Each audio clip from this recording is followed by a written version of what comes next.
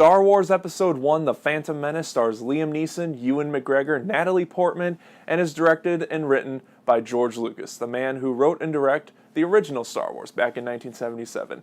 Now, this is the first movie of the prequel trilogy, but it's also the fourth theatrical Star Wars movie. This was at the point where it was still able to keep track of everything before Disney took over and are doing those little side stories now, so yeah. So if you saw my Star Wars home video collection, I stated that I wanted to review all the Star Wars movies that I have not yet talked about on this channel, which includes Episode 1, 2, 3, The Clone Wars, 4, 5, 6, Force Awakens, and I want to redo my review for Rogue One. And we're starting in chronological order with The Phantom Menace. Yeah. Now listen, I'm going to say this right now. I am not a prequel hater. I'm not someone that sits around all day saying, oh my gosh, these movies are absolutely terrible. How can anyone like these pieces of shit? Ah! I'm not like that. I'm just stating that since I am an adult, I have matured, I have learned to look at films in a different aspect than I did when I was a child. I am noting that these films are a disappointment when compared to the original trilogy. Now, with that being said, everyone who hears that on the internet says right away, oh my gosh, they hate this movie. No. You can enjoy certain aspects of a movie while still acknowledging that it's not a very good one. And that's basically how I feel about The Phantom Menace. I enjoy the movie. I can watch it and I'm fine with it.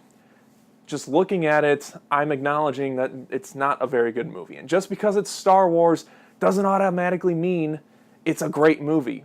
That's not how it works. So where do the disappointments start for me? Well, it starts with the story for me. The story for this movie is so convoluted, it's all over the place, and there's stuff that just doesn't add up in the movie. Now, I can go in detail about the plot of the movie, but in order to save time and confusion, I'm just going to sum it down as little as possible. So, basically the plot of this movie is that Chancellor Palpatine wants Queen Amidala to sign this peace treaty that'll make this droid invasion somehow legal so that Palpatine can also rise into power while making it seem like he doesn't want to rise into power. And while that's happening, Qui-Gon Jinn and Obi-Wan Kenobi are taking the Queen somewhere away from her home planet, but there's a problem, so they end up on Tatooine where they meet Anakin, and they're going to bring Anakin to the Jedi Council to somehow make him learn as a Jedi because he's somehow the chosen one. That's as simple as I can make it while still giving you the plot elements that you need. Now, did that just sound confusing? Of course, because the plot of this movie is very, very confusing. Now, honestly, the plot for this movie could work. It could work if the acting wasn't so bad. And there was some really bad acting in this movie. In particular is Natalie Portman, Jake Lloyd, sorry to say that, the actor who plays Jar Jar Binks, the Federation guys. And these are people that we mostly see throughout the movie. And it's not just them. There's sometimes where Liam Neeson is acting is kind of eh. There's some moments of Ewan McGregor where he's kind of eh. Even though those two are really good in the movie, there's a lot of moments where their acting just doesn't really work. And I don't blame the actors. I don't blame the actors for their portrayals and how they act in the movie. I mostly blame George Lucas for his directing, because he's making everyone so monotone in this movie. Everyone's on the same level of emotion, so you can't really connect with anyone. And I don't fully blame the actors, I mainly blame George Lucas. It wasn't very good directing on his part. Now, this is around the time when CGI really started to catch up with movie making. Jurassic Park just came out, The Lost World just came out, and they both had really great CGI. Terminator 2 had great CGI.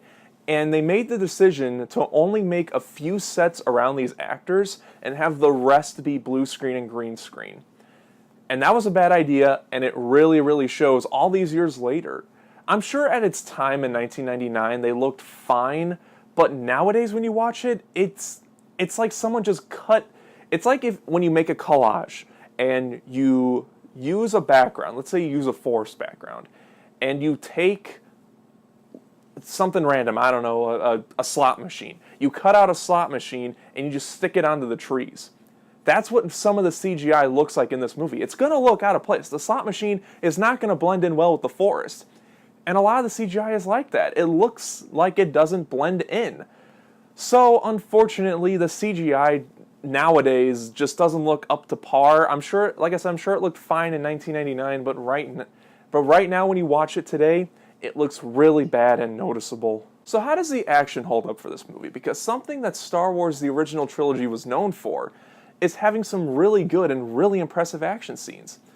They're good in this movie, but there's still a bit of problems with it. And the biggest one is that there is no tension during any of these scenes. The lightsaber fights, fighting the droids, the space battles. There's no tension at all. Take a look at the asteroid field in The Empire Strikes Back. It's a very intense and really good action scene. But why? Well, because of the acting, the practical effects, the music, the way it's filmed, the editing, all of it together made for a really suspenseful and really blood-racing action scene. Now, yes, these action scenes are well filmed, and they have good music, but that's about it. Like I said before, the acting is very monotone and stale and boring, and the CGI is not convincing at all. When you have an actor and you're telling him to do one thing, but everything around him is just one blank green or blue screen, they can't give any emotions. And that's what these action scenes are missing, tension and emotions. And because of that, while they're still good, they're nothing compared to the originals that are still great watching to this day. Now with that being said, there is some good action scenes like the pod racing. The lightsaber fights, while I said there is no tension, they are well choreographed and well made. But there's just not that level of emotions that needs to be there to make it 100% convincing. Obviously, the best scene in the movie is the lightsaber fights. It is well choreographed, the music is great, everything mixed together is actually pretty good. If they just had that level of emotion, it'd be 100% perfect. But unfortunately, it's not. Now, on top of the poor story, the bad CGI, and the tensionless action, there are some scenes in this movie that just don't really need to be here, particularly in the third act. Okay, the third act is spread out between 4 different things. The lightsaber fight between Qui-Gon, Obi-Wan, and Darth Maul. Queen Amidala and all the Senate people fighting the droids. Anakin racing in that ship to destroy the Federation ship. And the Gungans fighting the droids. 2 of those things really don't need to be there, and that is Anakin destroying the Federation ship and the Gungans fighting the droids. Now, you may look at those scenes and say, well, they're cool. They should be in there, and that's fine if you think that. I don't think they really should be. They really added a sense of claustrophobia at the third act because there's so much going on. There's so much to keep track of that you're just...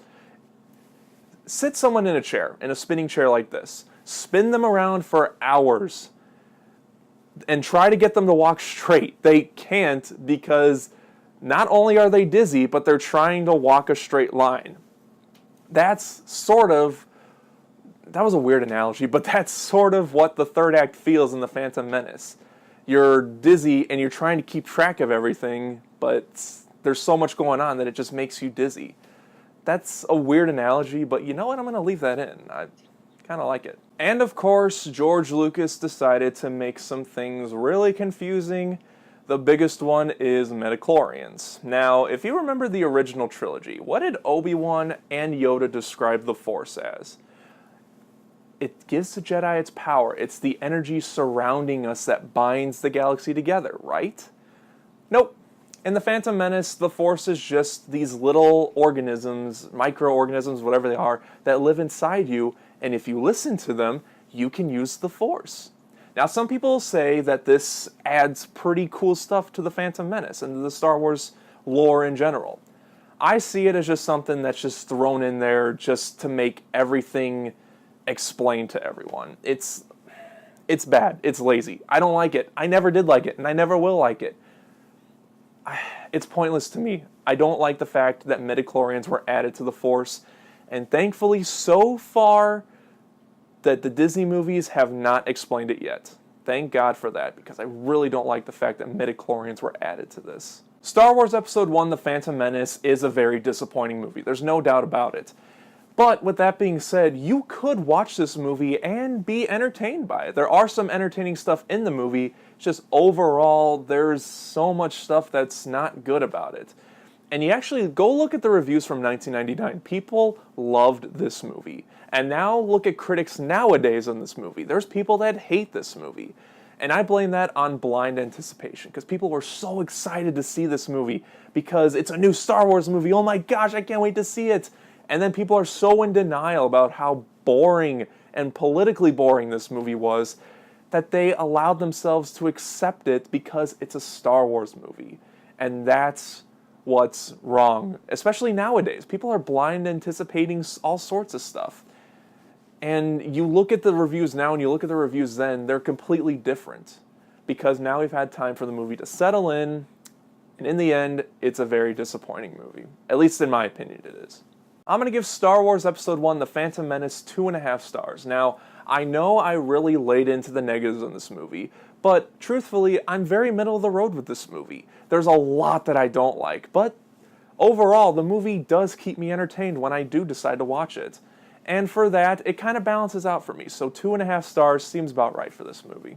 So what's your guys' thought on Star Wars The Phantom Menace? Do you like it? Do you not like it? Whatever your thoughts on it, let me know in the comment section. And my next Star Wars review is going to be Star Wars Episode 2, Attack of the Clones. Oh, that one's going to be rough, but we'll get through it. Don't worry, we'll get through it.